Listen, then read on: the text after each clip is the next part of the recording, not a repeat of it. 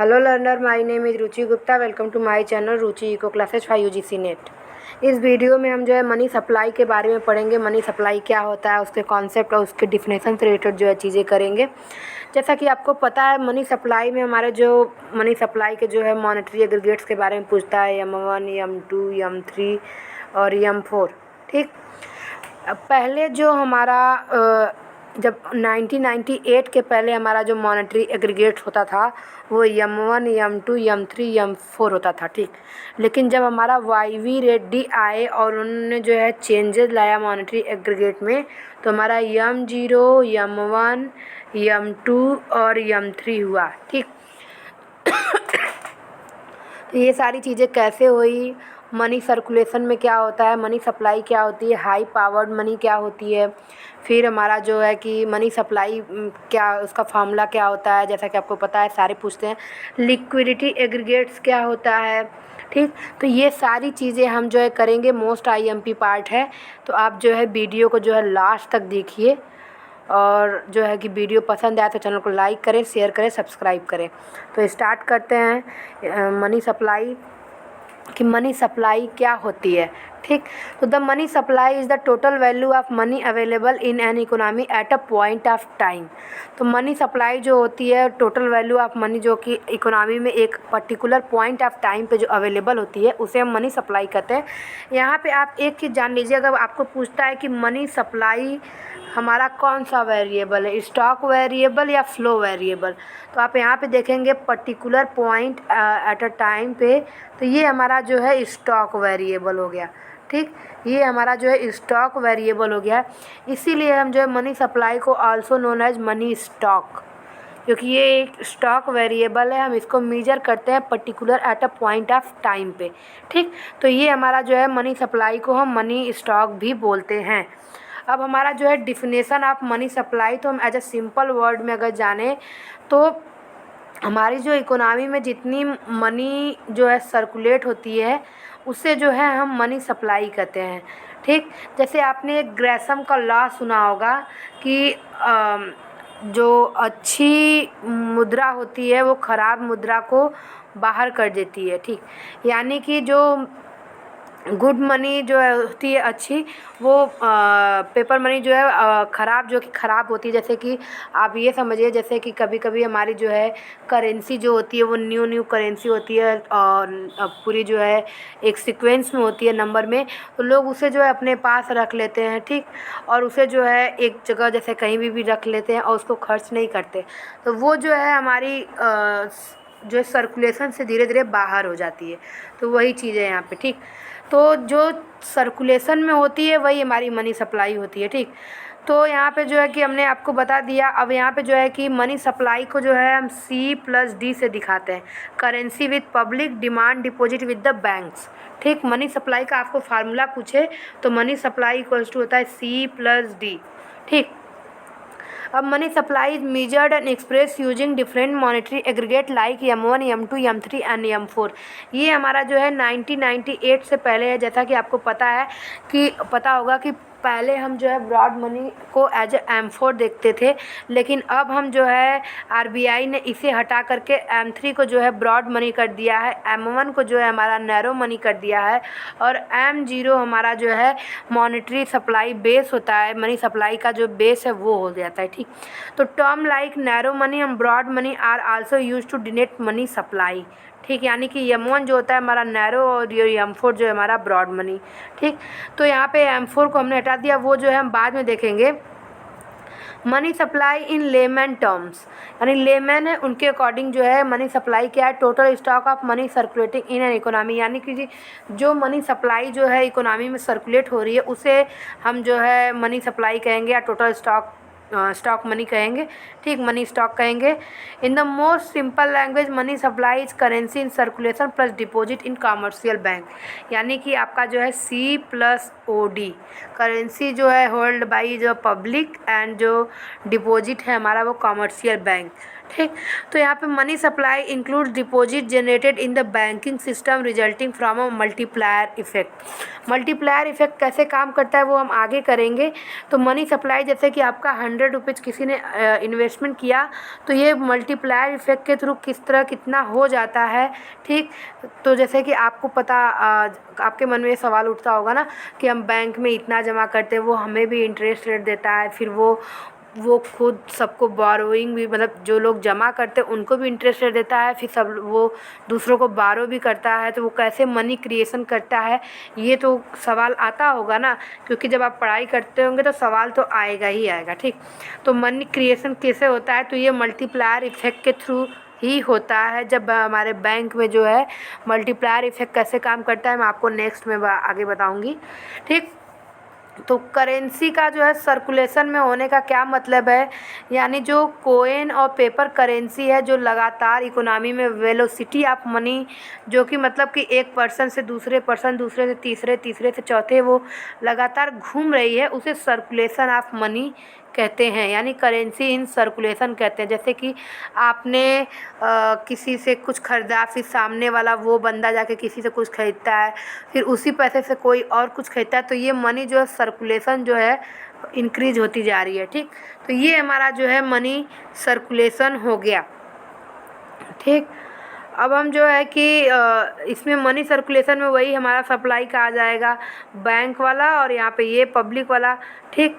और यहाँ पे ये है कि हमारा जो लाइबिलिटी होती है वो सेंट्रल बैंक की बैलेंस शीट बनाने की जो है हमारी लाइबिलिटी, यहाँ पे जो है मेजर कंपोनेंट, यानी कि हमारा जो है सेंट्रल बैंक को जो है कितनी करेंसी हमारी वहाँ से रिलीज हो रही है, कितनी सर्कुलेशन में है, उसकी जो है बैलेंस शीट बनानी पड़ती है। ठीक।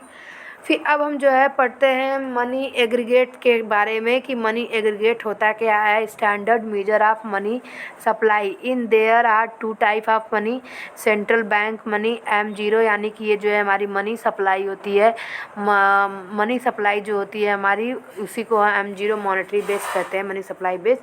तो वो जो सेंट्रल बैंक करती है। तो obligation of a central bank including currency and central bank depository account. और जो कॉमर्शियल बैंक मनी होती है M1 and M3, obligation of commercial bank including current account and saving accounts. यानी ये जो है कि M1, M2 और M3 का डिफिनेशन क्या होता है हम आगे करेंगे। ठीक। तो यहाँ पे M0 हमारा सेंट्रल बैंक की मनी होती है, और हमारा जो है कॉमर्शियल बैंक की हमारी मनी M1 और M3 होती है। In the money supply static central bank money is M0, वही चीज़ है सेम। फिर हमारा जो कॉमर्शियल बैंक का M1 और M3 है। M2 और M4 आल्सो जो है इंक्लूड होते हैं हमारे पोस्ट ऑफिस डिपॉजिट में, यानी कॉमर्शियल बैंक मनी M1 और M3, central bank money M0 और M2 और M4 जो है हमारे पोस्ट ऑफिस डिपॉजिट में जो है इंक्लूड होते हैं। रिजर्व मनी क्या है? Reserve money is also called central bank money, monetary base, base money और हाई पावर्ड मनी।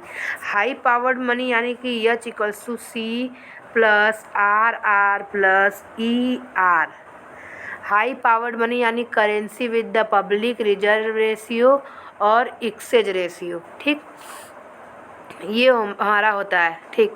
और फिर होता है यहाँ पे, और ये हाई पावर्ड मनी का हो गया। और ये मनी सप्लाई हमारा C, जैसे हमने पहले C+D बताया, C+D डिमांड डिपॉजिट। उसके अलावा फिर इसी का एक्सटेंशन है करेंसी विद पब्लिक, फिर डिमांड डिपॉजिट, फिर अदर डिपॉजिट। ठीक। जैसे हमारे और भी डिपॉजिट हो गए, सेविंग वगैरह, ये सारे। ठीक। तो reserve money is also called central bank money, monetary base, base money और high powered money. It is the base level for the money supply और high powered component of the money supply. तो high powered का formula आपको पूछता है, जो कि होता है C प्लस RR और ER, और जो कि RR reserve ratio, exchange ratio, currency with public, और M0 यानी मनी सप्लाई जो पूछता है वो होता है C+D, और उसके अलावा होता है C प्लस डिमांड डिपॉजिट यानी currency plus demand deposit plus other deposit. ठीक। अब हम आते हैं M1 नैरो मनी की बात करते हैं। तो नैरो मनी का फार्मूला होता है currency with the public demand deposit with the public demand deposit और अदर डिपॉजिट, जो कि आपका ये आ गया। Wait 1 minute.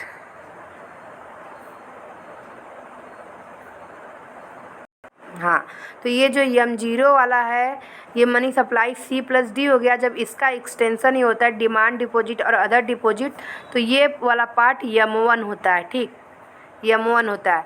ठीक, तो हमें जो है M1 हम देखते हैं तो यहाँ पे currency with the public plus deposit with the public यानी demand deposit and other deposit, यानी कि इसका फार्मूला हो गया M1 equals to C plus DD plus OD। ठीक, अब M2 क्या होता है? M2 हमारा होता है M1 plus saving deposit with post office saving banks. M2 हमारा हो जाएगा M1 plus saving deposit with post office saving banks. और M3 हमारा हो जाएगा ब्रॉड मनी, जिसमें हम जो है M1 plus time deposit with the bank system. एक ये फार्मूला हो गया हमारा M3 का, M1 plus time deposit with the bank system. दूसरा फार्मूला है हमारा net bank credit to the government plus bank credit to the commercial sector, net foreign exchange asset to the banking sector और government currency liability to the public minus net non monetary liabilities of the banking sector. ये वाला formula आपको जो है पूछता नहीं है।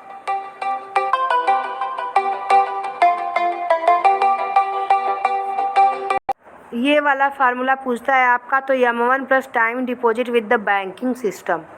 Next है हमारा M4, यानी कि जो है कि M4 M3 को हम ब्रॉड मनी करते हैं तो M4 equals to M3 plus all deposit with the post office saving banks excluding national saving certificate, यानी जो नेशनल सेविंग सर्टिफिकेट होता है जैसे सुकन्या समृद्धि योजना हो गया, हमारा जनधन अकाउंट हो गया। ठीक, और भी जो जैसे कि हमारे कुछ स्कीम आ गए, किसान क्रेडिट कार्ड, ये सारे जो सेविंग्स वाले हैं ये हमारे नेशनल सेविंग सर्टिफिकेट्स में आते हैं जो कि इंक्लूड नहीं किए जाते हैं। ठीक, तो M4 equals to M3 plus all deposit with the post office saving banks excluding national saving certificate. अब हम जो है मनी मल्टीप्लायर के बारे में पढ़ते हैं। यहाँ पे एक जो फार्मूला मैंने बताया इसके बारे में आप जो है यहाँ पे मैं दिखाती हूँ, वो देख लीजिए। यहाँ पे एक ही जगह पे सारे के सारे फार्मूले हैं, आप यहाँ पे चेक कीजिए। तो component of money supply, 4 different हमारा मनी सप्लाई ये कंपोनेंट है।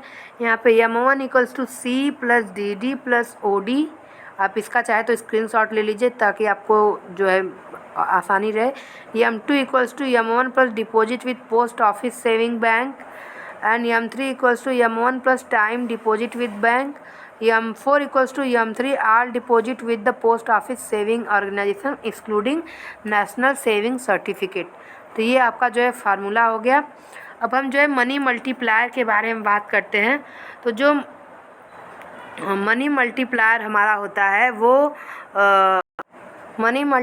हमारा होता है वो रिजर्व रेशियो का जो है इन्वर्स होता है। रिजर्व रेशियो क्या होता है? जैसे हमारा अगर RBI जो है कॉमर्शियल बैंक को जो है लेंड देता है या बारो मतलब उधार देता है, ठीक, तो उसमें या जो भी है हमारा वो क्रेडिट, जब हमारा कॉमर्शियल बैंक क्रेडिट क्रिएशन करता है, ठीक, तो जैसे अगर उसके पास 100 रुपीज़ है तो RBI का ये कुछ बाउंडेशन होता है, रूल्स होता है, कंडीशन होता है कि आप इतने % मनी का जो है ये ऐसे ही मैंने लिखा जो है, तो इतने % मनी का जो है आप जो है अपने पास रिजर्व रखेंगे। यानी अगर 100 रुपीज़ है, अगर उसने बोल दिया आप 10% इसका जो है अपने पास रिजर्व रखेंगे, बाकी से आप जो है क्रेडिट क्रिएशन रखेंगे, तो जो कॉमर्शियल बैंक होता है वो 10 रुपीज़ अपने पास रखेगा और 90 रुपीज़ को जो है पब्लिक में डिस्ट्रीब्यूट करेगा जिससे वो क्रेडिट क्रिएशन कर सके। ठीक, तो यहाँ पे रिजर्व रेशियो क्या हो गया? ये 10 हो गया, 10% यानी 1/10 और 100/10 यानी 10 रुपीज़। ठीक, ये हमारा रिजर्व रेशियो हो गया। अब हम जो है रिजर्व रेशियो में पता चल गया। अब हम मनी मल्टीप्लायर का जो है कि देखिए मनी मल्टीप्लायर जो इन्वर्सली रिलेटेड होता है रिजर्व रेशियो के। यानी रिजर्व रेशियो अगर हमारा जो है 10 है, ठीक, 10% है, ठीक, अगर ये 10% है तो 1/10 हो गया और ये आ जाएगा 10, ठीक, क्योंकि ये ऊपर चला जाएगा तो ये हमारा हो गया 10। अब ये हमारा 10 हो गया। अगर आपको देखना है कि ये हमारा जो है मनी मल्टीप्लायर आ गया कि हमारा जो है 10 टाइम्स ये मल्टीप्लाई होगा। तो अब अगर आपका इन्वेस्टमेंट 100 है, ठीक, इन्वेस्टमेंट 100 है और वो दे रहा है रिजर्व रेशियो 20% आपका दे रहा है रिजर्व रेशियो। तो रिजर्व रेशियो के पहले आप निकालेंगे 1/20%। 20% की वैल्यू क्या होती है, 1/1/5 होती है। 5 ऊपर जाएगा तो आ जाएगा 5। अब ये आपका जो है रिजर्व रेशियो हुआ। अब इसको जो इन्वेस्टमेंट है उसमें मल्टीप्लायर, यानी ये मल्टीप्लायर इफेक्ट है। अब इन्वेस्टमेंट को जो है इसमें मल्टीप्लाई करेंगे तो आपको पता चल जाएगा कि कितना क्रेडिट क्रिएशन होगा। तो यहाँ पे 500 रुपीज़ यानी 100 रुपीज़ का जो है 500 रुपीज़ क्रेडिट क्रिएशन होगा, ठीक। A money multiplier is an approach used to demonstrate the maximum amount of a broad money that could be created by commercial bank for a given fixed amount of base money and reserve ratio। यानी जो हमारा M0 है money supply और reserve जो ratio है उस वो हमारा जो है फिक्स्ड अमाउंट में दिया हुआ होता है और इसमें जो है बताता है कि किस तरह से कितना अमाउंट आप जो है क्रेडिट क्रिएशन कर सकते हैं। तो ये देखिए दिया हुआ रिजर्व रेशियो 20% है और फिर हम जो है लेते तो एज्यूम हमने किया कि हमारा इन्वेस्टमेंट 100 रुपीज़ है, ठीक। तो ये रिजर्व रेशियो 1/5 आ जाएगा। मनी मल्टीप्लायर हमारा 5 आ गया। अब हम मनी में जो है इन्वेस्टमेंट में जो है मल्टीप्लाइड करेंगे तो हमारा 500 आ जाएगा। This number is multiplied by the amount of reserve to estimate the maximum potential amount of the money supply, ठीक। तो अब हमारा जो है यहाँ पे बचा फॉर एग्जांपल, यानी हमने 100 का ये ले लिया। अब अगर हम सोचिए अगर हमारा 20 की जगह हमारा 25% है, ठीक, तो ये हो जाएगा 1/4, ये हो जाएगा 1/4। तो 1/1/4 हो जाएगा 4, ठीक। अब 4 को हम 100 में मल्टीप्लाई करेंगे तो हो जाएगा 400 रुपीज़। तो इस तरह हमारा जो है मनी मल्टीप्लायर इकोनॉमी में वर्क करता है और बताता है कि हमारी इकोनॉमी में मनी सप्लाई कितनी है, ठीक। अब जो है कि हम देखते हैं मनी सप्लाई जो है M3 versus monetary base M0, ठीक। क्योंकि जो है इनकेस हमारा जो है कि मैंने आपको बताया कि M1 और M3 को भी मनी सप्लाई से डिनोट करते हैं। वो M3 को जो है ब्रॉड मनी को मानते हैं और M1 को जो है नैरो मनी मानते हैं, ठीक। तो reserve money M0 is also called the monetary base. It denotes the money of RBI। M0 includes currency in circulation and bank reserve, ठीक, C+D। और यहाँ पे money supply can be denoted either as M1 और M3। Usually we speak of money supply we intend M3, ठीक। M3 include जो होता है हमारा M1 plus all saving deposit with the bank post office, हाँ। तो ये हमारा हो जाएगा, ठीक। तो यहाँ पे ये चेकेबल बैंक डिपॉजिट हो गया, ठीक। अब हमारा जो है एक ये जान लीजिए कि RBI जो है अपनी मनी सप्लाई को जो मेजर करता है वो पब्लिश करता है वीकली बेसिस पे या 1 नाइट फोर्टनाइट बेसिस के ऊपर, ठीक। तो और रही बात हमारी जो है कि ये यहाँ पे देखिए M1 प्लस यहाँ पे M3 जो है टाइम डिपॉजिट विद बैंक्स होता है। M3 equals to M1 plus time deposit with the banks होता है और ये वाला मैंने आपको M2 का बता दिया, ठीक। तो M3 ये होता है, ठीक। तो रही बात लिक्विडिटी एग्रीगेट्स की, ठीक। तो और मैंने जो आपको बताई कि हिस्ट्री ऑफ कैसे हमारा जो है M1 M2 M3 से फिर हमारा M0 to M3 हुआ, ठीक। तो वो हिस्ट्री जो है हम उसकी नेक्स्ट वीडियो में पढ़ेंगे और किस तरीके से हमारा जो मॉनेटरी एग्रीगेट्स हमारे चेंज होकर के M1 हो गए, M2 हो गए और फिर लिक्विडिटी एग्रीगेट। तो सबसे अगर आपको क्वेश्चन में पूछता है सबसे ज़्यादा लिक्विड फॉर्म में कौन सा होता है तो लिक्विडिटी एग्रीगेट्स हमारे होते हैं, जैसे कि L1 L2 L3 और उसमें भी होता है L4। इसके फार्मूला क्या होंगे और ये सारी चीज़ें क्या होंगी, फिर बेसेल वाला, ये सारा हम जो है नेक्स्ट वीडियो में पढ़ेंगे। तो अगर आपको जो है वीडियो पसंद आए तो चैनल को लाइक करें, शेयर करें, सब्सक्राइब करें और बेल आइकन को प्रेस करना ना भूलिए, जिससे आपको आने वाले वीडियो की नोटिफिकेशन मिल जाए। Thank you so much.